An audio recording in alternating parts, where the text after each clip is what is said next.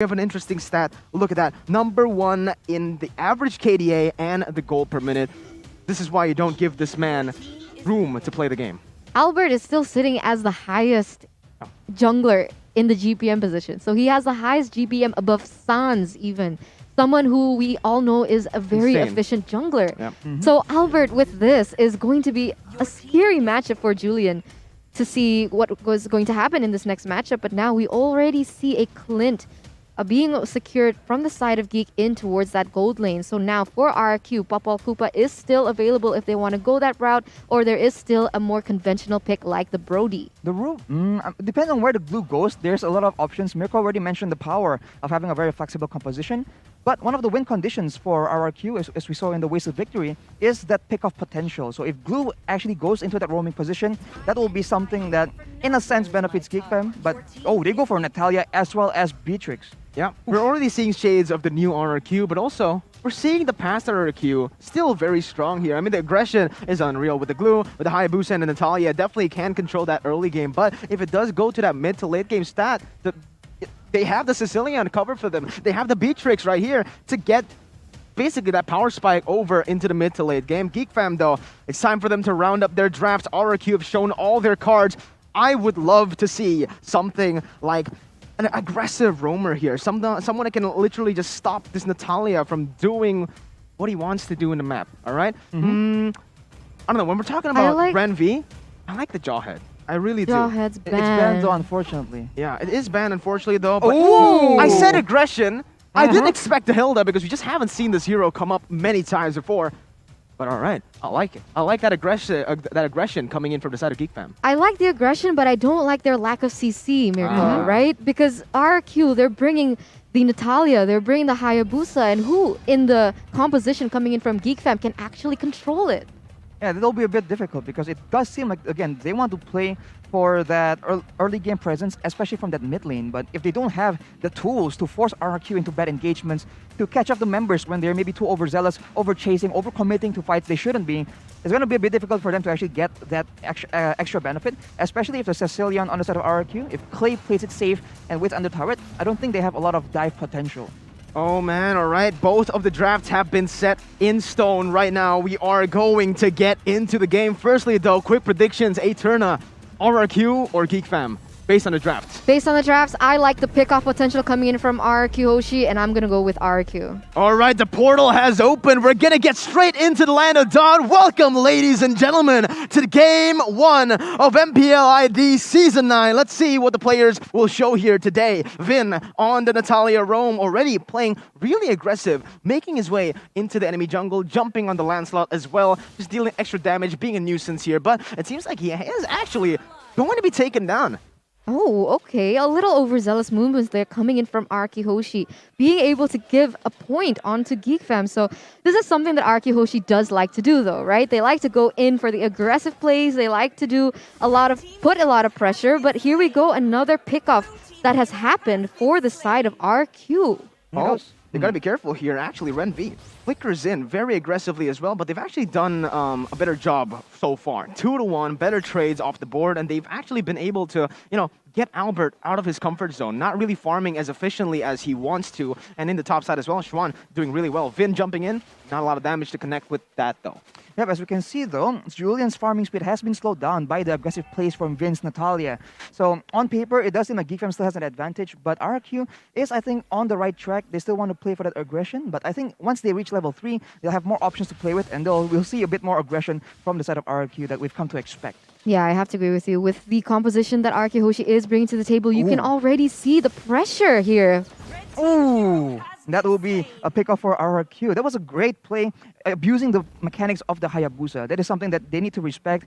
And as thus far, the Hayabusa has a lot more impact in the game compared to Julian's Lancelot. Absolutely. Hayabusa jumping in once again, unable to steal that one though. Unfortunately, the turtle will be spawning in right now. There you have it, Ren Vido trying to go for something here, helping his mid laner clear the wave, setting up for this turtle. And this is what we mentioned about GeekFam. They are very smart when it comes to the setup, when it comes to that early game pressure. And this is exactly what they're trying to do. Yeah, it's going to be very difficult though, honestly, Mirko. With this Natalia, this Vin, he just keeps roaming around the map and putting a lot of pressure on the members of GeekFam. And now, with this next turtle, is going to be very important as well as detrimental for both teams. And this is looking like a really big setup here on the turtle area. Oh man, that's gonna be the turtle stolen away by Albert, jumping in once again. The Shadow Kill will be able to deal as much damage as possible. R7 picks up the kill, and that is a very, very favorable trade for the side of RRQ. Better setup for GeekFam, but a better execution from RRQ. Yeah, we did mention how the different playstyles come into play. GeekFam wants to go for the objective directly, but RRQ opts to go for the fights first, locate an advantage, and then maybe capitalize on that. So I think that went along with the plan for RRQ, and now with that pressure, they will go and try and find more picks as Renvi will be the next target. But after we look at the items here for both teams, it's still pretty standard. As we can see, Clay just barely completing that Clock of Destiny. That will be the first big item for him to start scaling towards that late game. Yeah, I have to agree with you here. Now we can already see a lot of pressure here in the top lane. So very interesting, right? RRQ HOSHI, they are being able to take these objectives away from GeekFam, which is notoriously known for GeekFam to be able to do that. But now RRQ HOSHI, with this new lineup and new RRQ HOSHI, honestly, is able to put a lot of pressure onto GeekFam in all their lanes. And now see another pickoff happens here. And this is what makes RRQ HOSHI's composition so strong. I said it from the get-go that their pickoff potential is insane. Once again, another goes down. Yeah, look at that. Albert jumping in once again. Oh my god, what was that? He keeps on jumping in and he gets the kill. Killing spree picked up. Now it's going to be Julian looking for the trade. Vin gets out with a sliver of health. And once again, RRQ with the beautiful micro plays in that top side, using that pickoff to the utmost, to their utmost level, man. But Vince, even in the mid lane, is struggling against Clay. Bad impact to finish him off. This is hard. This is definitely very hard. I mean, It's they tough, are man. feeding the Cecilion really, really well. So we can already see a lot of damage even in the 4th minute. And this is something that we need to take into consideration of as well, because Cecilion is naturally a very late game hero. But now, with so much pickoffs on the board, being able to feed this the Cecilion, this Clay here from the get-go, we can already see the impact that Cecilion has. I think instantly GeekFam has already been starting to play a lot more passive. I think the presence of Vin on that Natalia is very important because it gives them a lot of info and potential to go for pickoffs, as Mitron has been mentioning. So now GeekFam, it seems like they're really scared because they can't really tell where Vin is going to make the play next. Because RRQ is not as predictable, right? So at any point, if they go for the turtle, for example, RRQ can either go for it right now and instantly secure it, or they can suddenly go for a pickoff potential yet again. Yeah, it feels like they've only been responding to plays, but it's going to be Albert picking up once again the kill. He goes into the Shadow Kill right as he's about to die, and he outplays the team. It's going to be Julian jumping in with a puncture, but there's no one there to kill. Clay gets out, and GeekFam, man, that was not the response you wanted to do. RRQ are starting to get in the zone. 9-2 on the scoreboard. I mean, 3-0 trade there in that previous team fight. Another testament to how strong RRQ HOSHI really is. And another pickoff happens on the board. And this is looking scary, Mirko. Ren V goes in, he flickers in to try to go for a kill, but Vin, he's just too versatile. He gets out. Agility on this hero is just going to be too much. They're trying to give Maves the kill. They will be able to do so, but it's already a 5,000 gold lead for the side of the Kings of Kings. Well, if Maves can get a bit more kills, he has 2 kills, so he is one of the members doing relatively well in this game right now. And if they can use him as a proper frontline, proper engage tool, GeekFam again can have a good potential. We saw in that fight in the jungle, if the Falling Star Moon does land on like more than 2 people, there is a chance that GeekFam can actually combo that up very well with their area of effect damage as well. But again, they will need to actually control the map and find those opportunities. And with Vin being so proactive, it's a bit hard for them, especially because even if they want to go for the main prior target like Albert, he's just so flexible, so mobile, and there's so much outplay potential on that Hayabusa pick. Man, Albert, once again, the baby alien really showing his teeth in the first match of this season. We all know how crazy he is on his mechanical plays, and he is going for something again, Mirko. Julian, that's not what you want to do. He gets caught in the claws, and he's going to get taken down. Ren V trying to do what he can right now, jumps in, but the split takes him back. A double kill for Clay, and this is a stomp. 12-3, a 5,000 gold lead, and Ren V, Julian, everyone on this team, they're not able to respond properly to these plays. They try to look for trades, they can't. They try to go for the fights, absolutely they can't.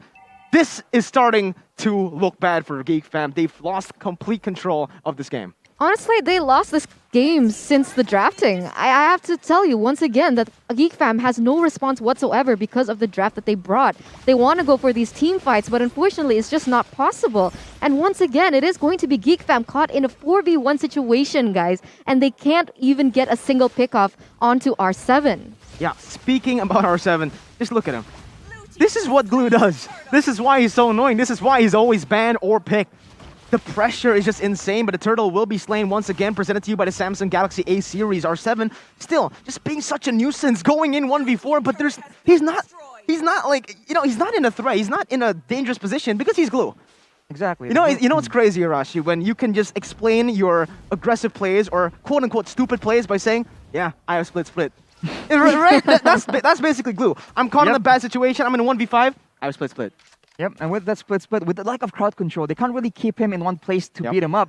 So, and even if they take down R7 on that Glue, like at what cost? Right now they send multiple people to the Glue, and just like that, another pickup for RRQ. The pressure that the Glue can bring to the map is just so critical for RRQ to take over the jungle, as we mentioned in the early game. This is something that they really like to do, and they're already setting up traps in the jungle for GeekFam to walk straight into. Yeah, you can see the dominance coming in from RRQ HOSHI right now. Look at them. They are looking for the next objective, but wait a minute. What is going on? Albert goes in for 1v5. He gets up, but not for long. It's going to be him shut down by Renv. RRQ trying to scramble, looking for a trade.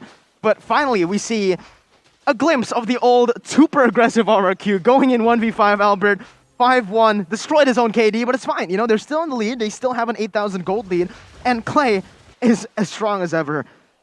One Sanguine Claws, one bad impact. That's already a quarter of health left for the GeekFam members. I agree with you, but like I said, these plays, they can't keep doing this. This is like something of a pattern for RRQ HOSHI. They love to, I'd like to say, underestimate their opponents. And when they do that, it is going to be GeekFam being able to close in the gap a little by little if they keep doing that. So I think RRQ HOSHI coming into this second season, I want to see a little more reparations to their discipline. Honestly, of course, they are leading with 8,000, almost 9,000 gold lead as of right now. But whoever takes this next Lord is going to be very important, because if RRQ HOSHI gets this Lord, I feel like they can close it. I mean, again, the Lord is actually very strong. It's going to be empowered soon if they can wait for another 1 or 2 minutes. But as we mentioned, as you were talking about, GeekFam, I think, has a lot better of a team fight potential, a lot of area of effect, and a lot more skills that are on low cooldown. So if RRQ plays the fights really messy and they don't get a clean engage, GeekFam still has a good chance. And, with Mobile Legends, especially in the MPL, it's never really over until it's actually over.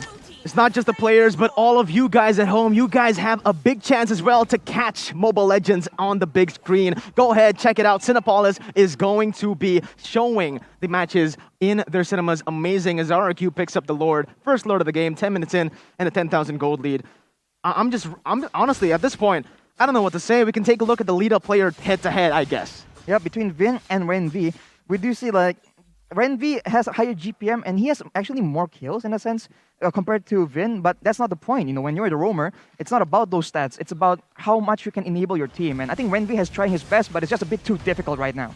Yeah, it's going to be all of the sides attacked right now. Julian looking for a play. It's going to be the bottom side turret taken down. Base turret number 1. RRQ still looking to go for more right now. And that's going to be R7 jumping in with a slam pass blast combo. Split also popped in, but Julian just instantly wipes that Lord off the game. Now only one turret left standing inside of GeekFam's base. Sanguine Claws connects on the 2. Falling Star Moon does not do anything right there as Vince is forced to back away. Albert jumping with the Shadow kill, back away again with the Shadow. And this is just not looking good. Look at Skylar. He does not care. He goes back in. It's going to be all of the resources for the side of GeekFam used onto the minions. Julian almost gets taken down in the base. Falling Star Moon to get out, and that is going to be all she wrote, baby. Maves, Julian, there's nothing you can do. Another unstoppable to put the cherry on top, and RRQ finishes game number 1 in a very, very aggressive way. Yeah, this is the dark side of no CC, honestly. This is something that we came to expect going into the drafting. And honestly, we'd like to see a better drafting coming in from GeekFam. But of course, congratulations RRQ for winning the first game.